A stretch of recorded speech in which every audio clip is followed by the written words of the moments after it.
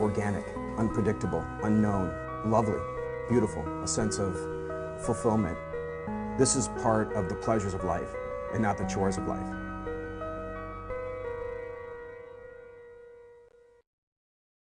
Coming up on Daily Iowan TV. UI students are using the local Army Reserve as a way to help pay for the rising cost of tuition at Iowa. I'll have the details coming up on Daily Iowan TV. Plus, we take a look at the options for education majors who want to take their knowledge overseas.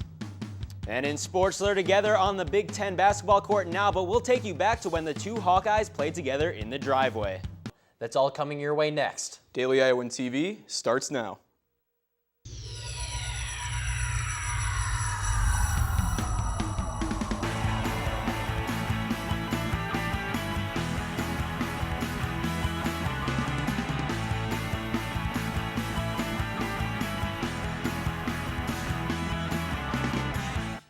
Hello and welcome to the Daily Iowan TV, your television news, sports, and weather source for the Daily Iowan. I'm Ryan Jones. And I'm Josh Bolander.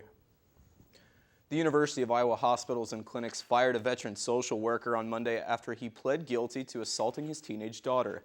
Frank Samet, who worked at the UI since 1996, entered a plea deal after a lengthy legal battle fighting charges that he choked, punched, and kicked his 18-year-old daughter back in February. Samet was allowed to continue seeing patients during the legal proceedings, in which he initially claimed his actions were in self-defense. Samet pled guilty to disorderly conduct and was ordered to undergo a substance abuse evaluation and pay a fine of $100 and court costs. The local U.S. Army Reserve is using rising tuition costs at the UI as a chance to recruit new members. Daily Iowan TV's Nick Rector takes a deeper look at the Army's recruitment numbers. Daily Iowan TV's Nick Rector here. I'm standing outside of Iowa City's U.S. Army Reserve, an institution that UI students are joining to help pay for their college education. The local reserve is using the rising costs at the university as an opportunity to help teach students about the ways that the reserve can help them financially. After 9/11, the U.S. Army Reserve's recruitment rate spiked to an all-time high, but as support for the Iraq War waned, recruitment started to decline. However, in more recent years, the Army has been using the poor economy as a successful new tactic to recruit new soldiers. Government studies have indicated that for about every 10% increase in unemployment, there is usually a 5% boost in military recruiting. In 2007, the Army Reserve barely met their recruitment goal of 80,000 new soldiers, but due to the low economy and new recruitment strategies, the Reserve recruited about 99,000 new soldiers in 2010. Nick Rector, Daily Iowan TV. The university recently launched an online financial aid calculator to help students accurately determine their costs at college. City leaders are looking at making changes that could affect the way farmers and developers compete for land. Under current zoning laws, you must hold 40 acres of land to be considered a farm, but some city leaders are thinking of lowering that number, which would mean developers could build houses on quality farmland. Proponents of the changes say that new farming techniques make the 40-acre designation unnecessary and excessive. To get city officials' takes on the issue, be sure to check out Tuesday's pages of the Daily Iowan. City officials are in the midst of finding a lobbyist to work in Des Moines after receiving several proposals from interested firms. The City Council made the decision to create the lobbyist position after councilors said there was a pressing need for the city to have a bigger voice in the state legislature. The City Council has received seven proposals and will narrow the field to 2 or 3 before beginning interviews. Officials said they hope to make a formal recommendation on December 6th. Presidential hopeful Newt Gingrich was back in Iowa on Monday. The former Speaker of the House spoke at an insurance company in Jefferson, Iowa, after recent polls showed he had pulled into a dead heat with former Massachusetts Governor Mitt Romney at the top of the GOP nomination race. A CNN poll released Monday shows Gingrich's support has jumped 14 points since October. Some of that increase is likely due to a shift in Herman Cain's supporters, who have seen his numbers decrease 11 points from last month.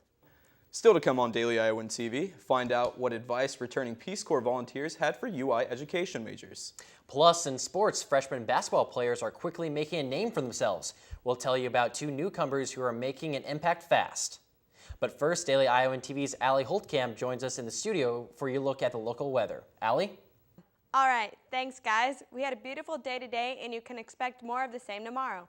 In the morning, we'll see temps around 49 with partly cloudy skies. It should warm up to about 56 by noon with sunny skies. And as we head into the evening, you can expect temps to drop down to about 37. Looking ahead to the rest of the week, it's definitely going to get a little cooler. We're looking at highs in the low 40s Wednesday and Thursday before warming back up again going into the weekend. And despite a 40% chance of rain, we might even hit 60 again by Saturday. It should cool off again though next week with temps returning to the 40s on Sunday and Monday. That's your check on the weather. Back to you guys at the desk. Officials are making progress in the effort to find the UI's next Vice President of Research and Economic Development. Monday, the UI announced it has created a search committee to fill the position that will be vacated by Jordan Cohen this summer. The committee will conduct a national search over the winter and spring, and President Sally Mason hopes to name a new replacement by the end of the spring semester. A small panel of educators met on the UI campus today to discuss alternative job opportunities in their field. I attended the discussion to hear more about their experiences. There are over 30,000 students that take classes on the 1,900-acre campus of the University of Iowa, and hundreds of those students spend their time in educational facilities hoping to learn how to one day teach. The possibilities and opportunities may seem restricted for educational grads, and while many students may find themselves in classrooms throughout the U.S., the Peace Corps provides them an interesting opportunity for those seeking an adventure after graduation. In my case, I was plunked down in the economics faculty, and they said, teach junior faculty English and teach juniors and seniors, but without a curriculum, which was actually great because I got to invent my own. A panel of 6 returning Peace Corps members spoke at the university's Old Capitol Center today to a group of interested community members and students and explained what exactly the Peace Corps can do for them. And what kind of experience do you want to have? And it isn't a clean split like that, but in general, Peace Corps will emphasize language training, cultural understanding, and whatever it is you're going to do. Aside from speaking on their own experiences, the panel also discussed the job placement support and advantages in federal employment that the Peace Corps provides. For more information on alternative career options, consult your college's Career Advising Center. Iowa has its first confirmed flu case of the season. The state health department says a child in Polk County has contracted the disease. Health officials want to remind everyone that it is not too late to get a flu shot and stress the importance of taking precautions for those with risk factors such as pregnant women, the very old, and the very young. An 8-year-old's 911 call lands a mother and her boyfriend in jail. According to reports, Iowa City Police received a call early Sunday morning from a young child asking for help. Reports say that when police arrived at the home, the child's mother, Angelica Fernandez Martinez, and her boyfriend, Anacleto Lopez de Jesus, were both intoxicated well beyond the legal limit. Police say that there were 3 children in the home, ages 4, 6, and 8, and that all were walking barefoot through a living room covered in shards of broken glass. The 2 adults were arrested and charged with 3 counts of child endangerment. An Iowa City man was arrested after an alleged stabbing on Monday. Just after midnight on Sunday night, police were flagged down by a man claiming he was stabbed in the Sheridan Walkway downtown. When the man identified Sharif El-Karib as his alleged attacker, police stopped him and located a knife that he reportedly tried to conceal in a friend's pocket. The victim was transported to the UIHC for treatment of his injuries. And now Daily Iowan TV Sports Director Jake Abrams is here for a look at Hawkeye sports. The connection between a player and coach is extremely important, and the connection between Jamie Prinny and Coach Lisa Bluter began long ago. Daily Iowan TV's Kate Constable takes us back to when the guard and the coach first met. It's a small world on 23rd Street in Marion, Iowa, and Coach Bluter and star Jamie Printy know that very well. The coach and player grew up not only on the same street as each other, but lived only 2 doors away. But as Jamie started looking into her career at Iowa, she wasn't aware that Bluter's parents were just right down the block. She met Coach Bluter for the first time when she was in high school and came to Iowa for a visit. They formed a connection right away due to the things that they have in common. The Linn-Mar connection. We both went to the same school. We both lived on the same street. We both went to the same elementary school and had some of the same teachers. So we both had those same life experiences. Those life experiences and the bond that these two share have helped Jamie grow into a more confident player. Knowing her coaches on a more personal level has helped her feel more comfortable on the floor. She also knows that Coach Bluter can be harder on her than some of the other girls, but Jamie says that this is a good thing because she is pushed to perform at her highest potential. However, this is a potential that Coach Bluter's parents saw in Jamie before she was a Hawk. This is the street in Marion where Jamie grew up shooting hoops in her backyard and her love for basketball began. And as Coach Bluter's parents would watch Jamie from just a few doors down, they could see that even as an 8th grader, she was mature far beyond her years. In fact, Coach Bluter often wonders why she didn't realize Jamie's basketball potential a lot sooner. I've known her since, I was 15 years old, and I think, just building that bond with someone, and especially your head coach, you feel more comfortable and can get confidence from each other, and just it works really well. And so it's a bond that started here that they now carry over into Carver Hawkeye Arena. Kate Constable, Daily Iowan TV Sports. Prinny leads the Hawkeyes in scoring so far this season. It's early, but the junior guard is averaging 24.5 points a game and 5.5 rebounds.